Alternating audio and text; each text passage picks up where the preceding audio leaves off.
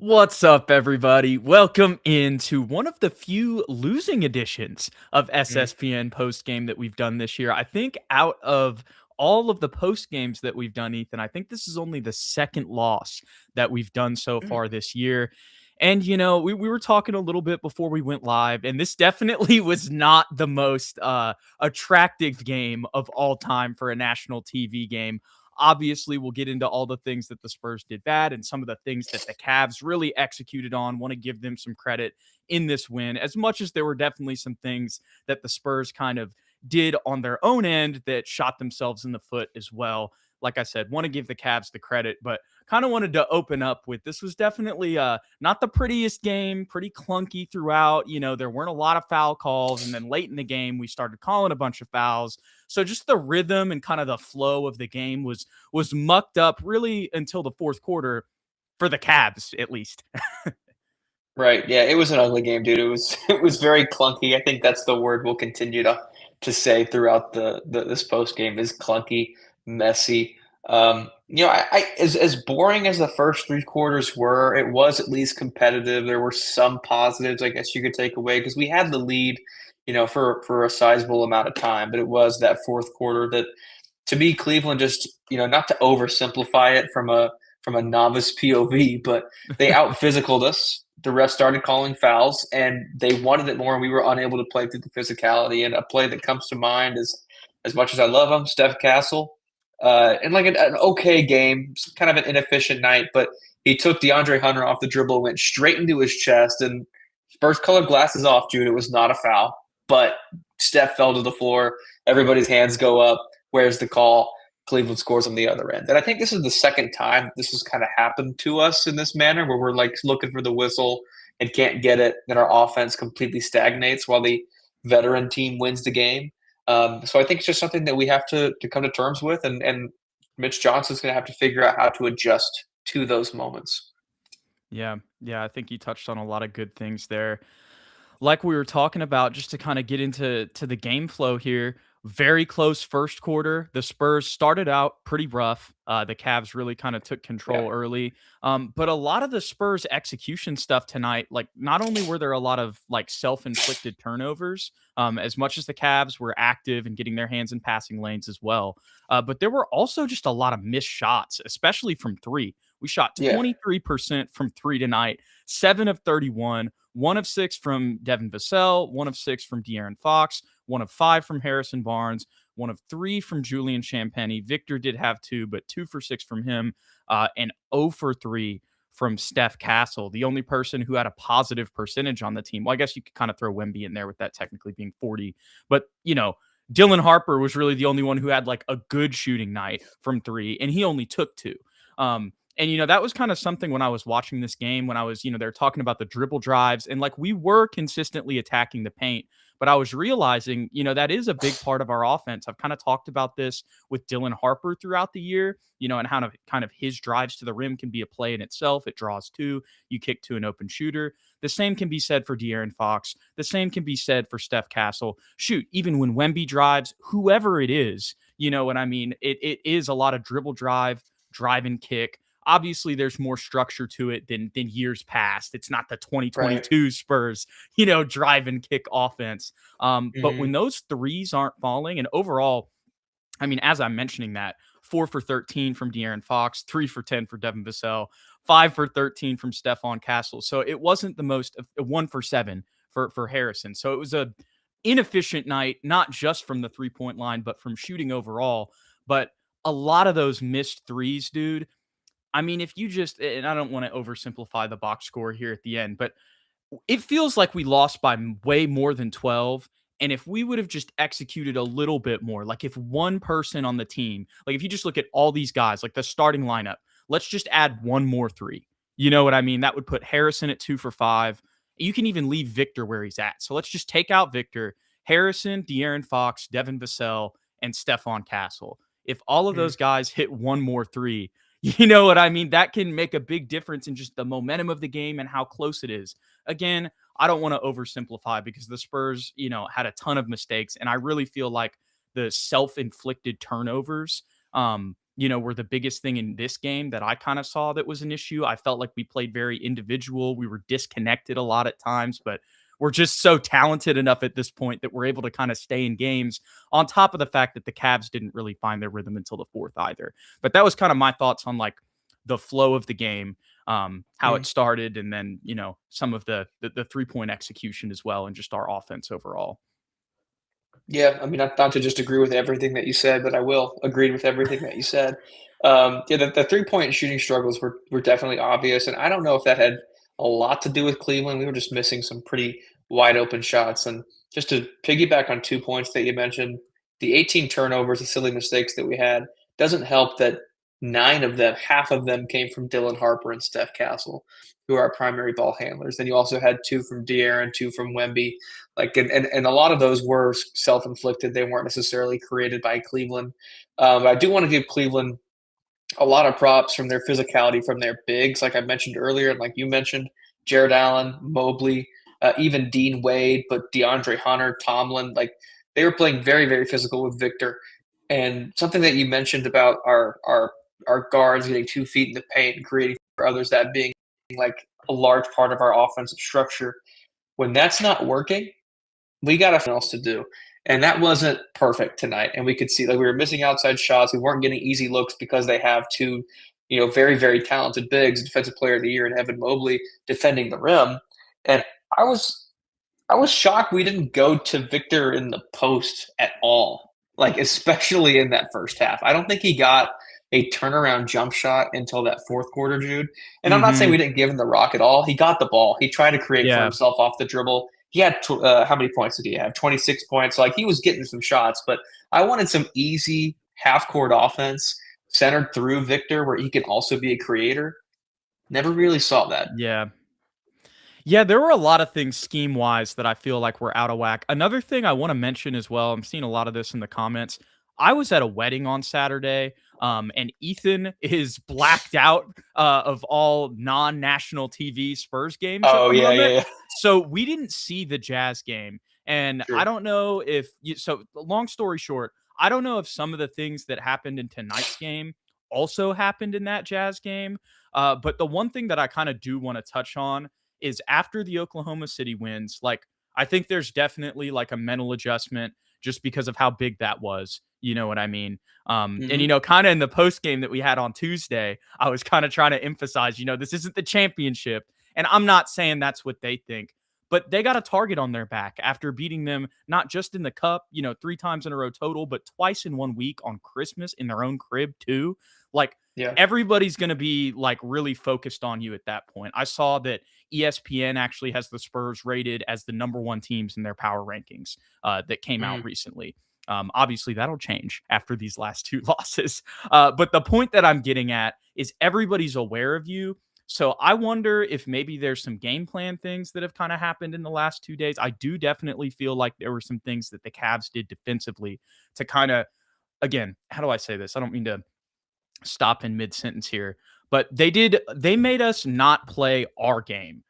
I don't watch Mhm. enough Cavs basketball to know if like the Cavs like to kind of play a mucked up defensive game and that's how they win. But regardless of, the Cavs preferred style, tonight they took the Spurs out of their element. You know what I mean? Mhm. And so I wonder if now that there's enough tape and we've had all this success, we've kind of surprised teams early, like, is this kind of maybe just the type of game that we saw tonight? Is that something that we're gonna, continue to see moving forward? But as much as we're saying that, like, are the Spurs going to miss this many open threes? And are they going to turn the ball over as much as they did tonight? Probably not. But I also do think that there are going to be some things that teams find around the league to just, attack our system now that there's enough tape out there, if that makes sense. Yeah, totally makes sense. And to talk us off a ledge a little bit, I see a lot of angry people in the comments. Like it's two losses in a row. Yes, the Jazz are not a good team. I think Cleveland's better than their record indicates. I They were the agree. best team in the league last year. Um, but with that being said, like Jude just said, we hit a few more threes, we win this game. Probably the same case against the Jazz based on the comments that I was looking at as well. So not to oversimplify it and say, oh, we'll be fine long term because Julian and Harrison, they're going to start hitting their threes again and we'll be fine. But I mean, that's probably partly true if I'm being honest, but we still need to find a supplemental offensive plan or identity to go to when these guys aren't hitting their shots. And right now we haven't figured that part out yet. Okay, so JTV, we appreciate you, man. You're always in here. He's got a YouTube channel himself, so y'all go check out his stuff. He says 17 for 71 from three on the last two Yeah, games, by the way. So I'm rough. glad you brought that up, and that's kind of why I was bringing up that I didn't watch the Jazz game. So obviously, over the past two games, we've been ice cold from three, and that just goes to the point that you just mentioned. Like, I love our system. I think it's going to work a lot of the time. But like you said, we need like another option to go to. And it seems like that's what you mentioned earlier. And we've seen that earlier in the year of giving the ball to Wemby in the post. But just kind of finish what I was saying there.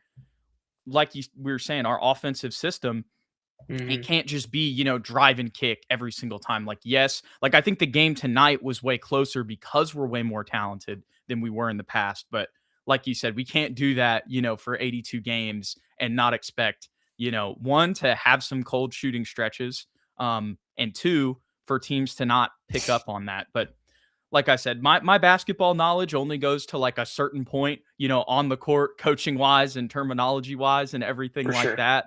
So I'm just with you. I don't know exactly what that is, but there's, got to be another like scheme that we can go to, even other than just giving the ball to Wemby in the post and driving and kicking. Just, Yeah. some more sets, I guess I would say. Some of those, flare screens like you talked about with Devin or even Harrison or whoever. And obviously we're mentioning that. And tonight wouldn't have been the night where that necessarily helped us with the 3-point shooting being as bad as it was. But still, I feel like I haven't seen as much off-ball movement. Um, Hmm. well, I guess that's really just this game that I'm going off of, but it seems like that probably wasn't the case in the Jazz game as well. Yeah, that's fair. That's fair. Um, I don't think De'Aaron Fox played against the Jazz, so I'm really only basing what I'm about to say off of this game. But I was watching some De'Aaron Fox highlights from back in the day, early days Sacramento. And I don't recall if he had a lot of injuries that maybe slowed him down a little bit. And I think he's just as fast, but he's not nearly as aggressive and explosive and angry around the rim as he used to be. I kind of want to see a little bit more of that juice from De'Aaron Fox, Jude. I know he can basically get free in the mid range whenever he wants. He's got those fadeaway jump shots, whatever. But like he used to finish like Russell Westbrook ish, not the same level of like vertical, but just like angry at the rim. And we haven't necessarily seen that level of aggression from him in a Spurs uniform. Well, dude, it's funny you mentioned that because I just think back to all the Kentucky highlights and, not to say that like De'Aaron was like this crazy dunker or anything at any time in his career, but like I feel like we saw a lot more, like you said, explosiveness and aggression driving to the rim from his early years in Sacramento. To like I said, I really think back to him at Kentucky. And I'm like, dude, he had the double arm sleeves on. He still had the fro going. He was explosive. And again, you're in college, so you're, this guys are smaller, you're able to be a little bit more physical. So that's probably not the best example. But like you said, even, earlier in his career, it almost feels like over the past couple years. And again, I wasn't super locked in to him in Sacramento, but it seems like Mm, kind of in the end of his tenure there, it was kind of the same thing. Even with like the 60-point game, a lot of those I remember watching those highlights after we had the trade last year, and a lot of those were step back jumpers, pull up jumpers, layups, floaters. Not to say that he can't drive to the rim and attack and finish in traffic, but like you said, the way that Dylan drives to the rim, the way that Steph drives to the rim, the way that, Keldon drives to the rim even. mm, We don't see that as much with Fox. And I've seen like some people kind of tinfoil hat like theorize, oh, he's just it's kind of like last year, where he was figuring out the team. This year, he's not really imposing himself unless it's like a Christmas Day game or like we're saving him for the playoffs or whatever. But I say all that, and we could go to his game log.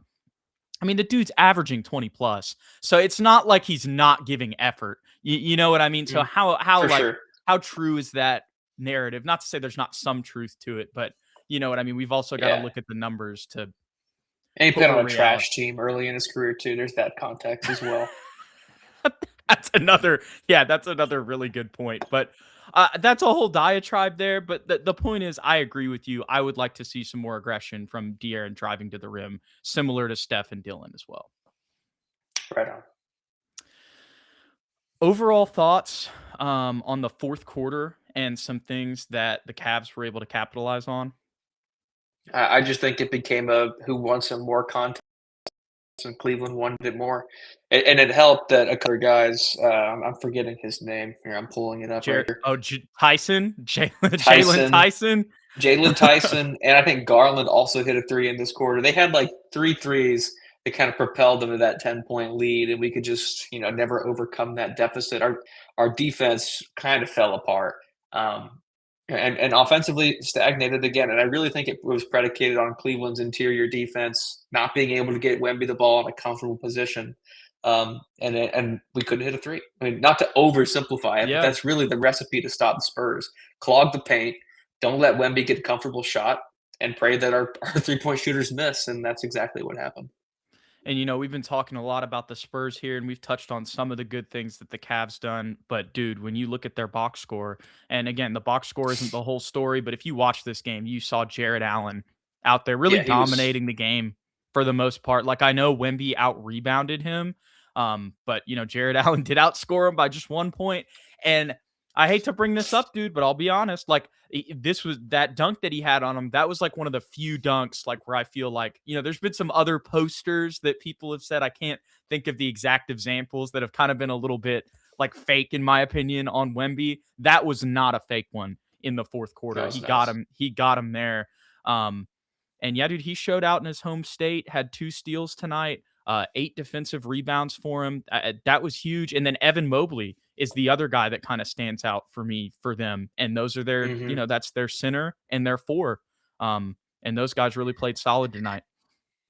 That kind of brings me to Harrison Barnes.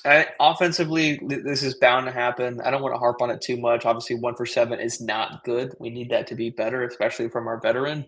But defensively, this would have been a game I would have liked to have seen the French vanilla lineup. I know why we didn't do it because Wemby's still on his minutes restriction, I believe, and so we need to kind of stagger them more often. But Harrison just could not stop Evan. And luckily, Victor can kind of defend both positions, and we saw that multiple times. But that's unnecessary, in my opinion, especially when you have French vanilla just ready to be used. And Cleveland doesn't necessarily have an actual big coming off of their bench, so we don't necessarily need to save him for those moments either. Yeah. Yeah. I mean, he didn't have it tonight. He had the one shot early in the game. People have been talking about that in the comments. And as much as he has had some bounce back games since the cup, kind of since that moment, it hasn't been the same consistency as what we saw earlier in the year. And obviously shooting Hmm. slumps are gonna happen. But we'll we'll see how long this lasts. But I honestly, at this point, I feel like I kind of would have expected him to get over this hump by now. But I say that, and it's like I'm pretty sure, like the last couple games here. Let me just pull it up so I don't talk out of my behind here. Okay, so last night, so this is 2 really bad games for Harrison. Same thing against Utah. Hmm. I'm thinking of these 3 games against Washington, OKC, and then OKC again. But yeah, pretty much, dude, look at that. That's what it is. It's the cup, man. Hmm. That's where the drop off begins there. So, um I don't really know what to say because he's taking the same shots. I think I said this last episode. It does feel like the form like isn't as smooth. You know what I mean? Like it just doesn't look as automatic. But again, it's not like his form is completely different or anything. He's just we're not executing. Yeah, I don't think it'll last too much longer. I mean, maybe that'll be the video everyone clips when Harrison Right. Barnes gets waived. But I think he'll be. I think he'll be right back where he was. These things happen. I mean, they're role players for a reason. They're not going to be perfect every night. Danny Green had horrible up and downs. Not to compare the two. Uh-huh. Manu, even late in his career, had horrible ups and downs where he would go on stretches where he couldn't hit a shot. So I think let's just be patient. He'll find his form from deep. Same with Julian.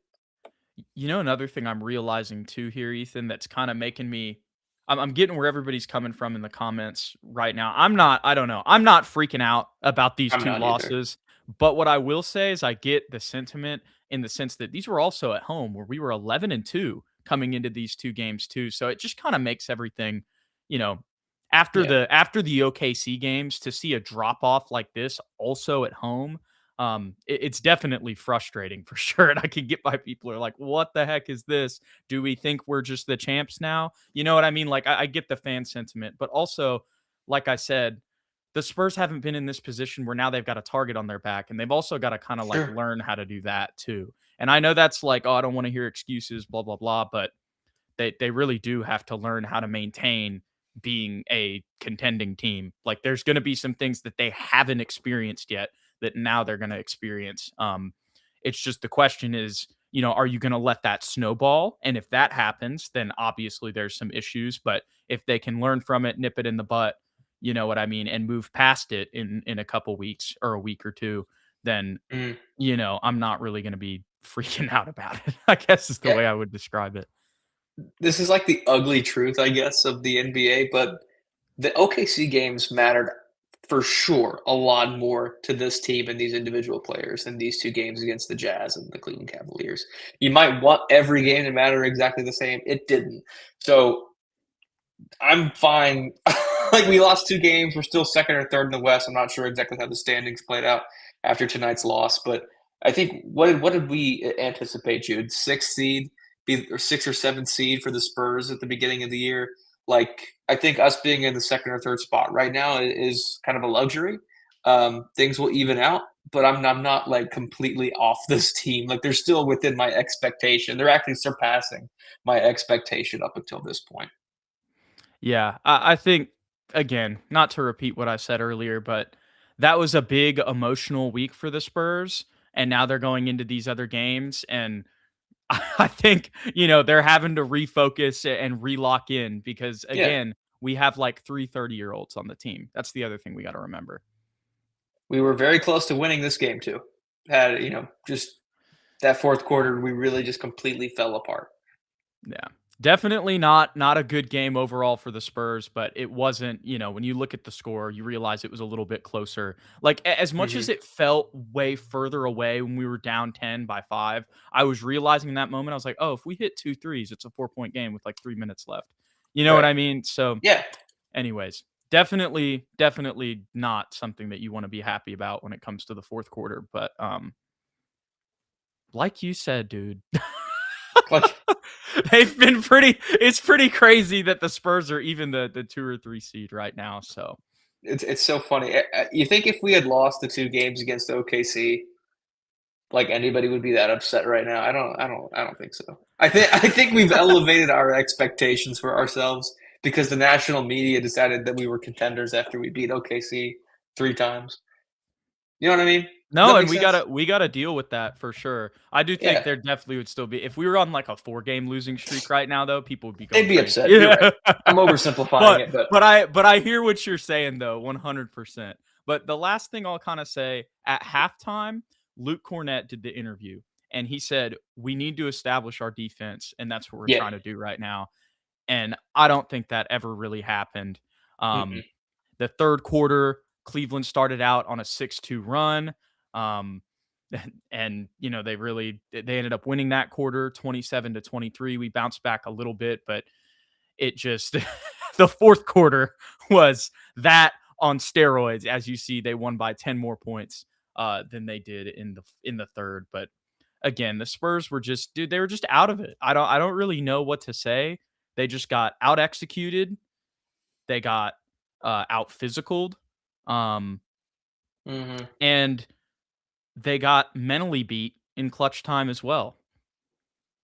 I would agree. I think if you're the coach, you have to you make the message after this game in the locker room all about how much Cleveland wanted it and how much you guys just completely gave this game away.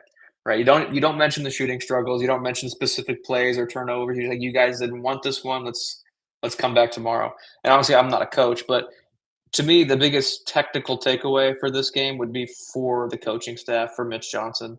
And I don't want to beat him up too much because, like I said, was pretty competitive until that last Well, quarter. in our But record, dude. Like yeah, and we're 23 and 9. I understand the criticisms, but Mitch Johnson's doing pretty good, man. That's He just my is, opinion.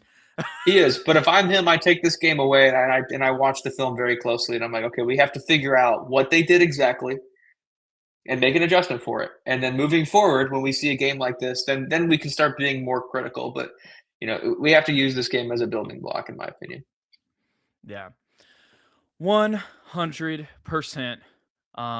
We didn't really get super into individuals here. I don't think there's like a ton to break down. I mean, we talked about the shooting struggles for everybody. One thing I Hmm. will mention: 7 minutes from Carter Bryant tonight. I know the two shots that he had were two dunks, but I just thought it was interesting that he was kind of getting minutes in that backup 3/4 with that backup rotation, because we've talked about that potentially being the long term plan for the Spurs.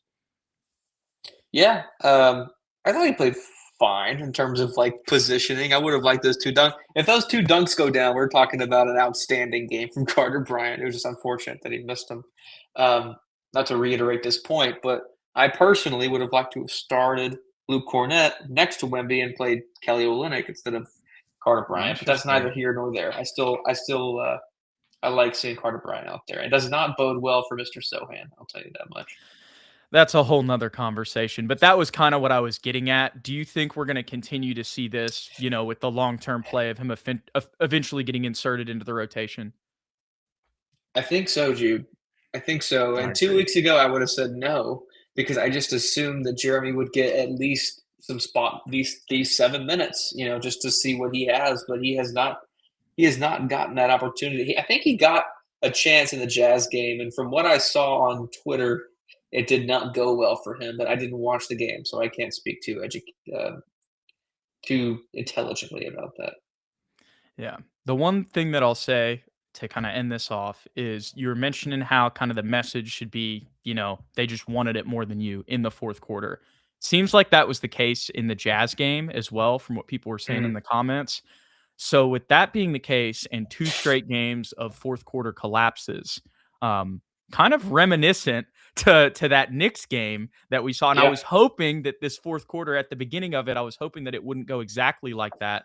But we have seen that now in three instances. That is something that has reared its head earlier in the season. I feel like I might be forgetting another fourth quarter collapse, but obviously the Knicks game stands out the most in the Cup championship. And then you kind of have the inverse of that, in those two OKC games, and now you revert back to it in two straight games.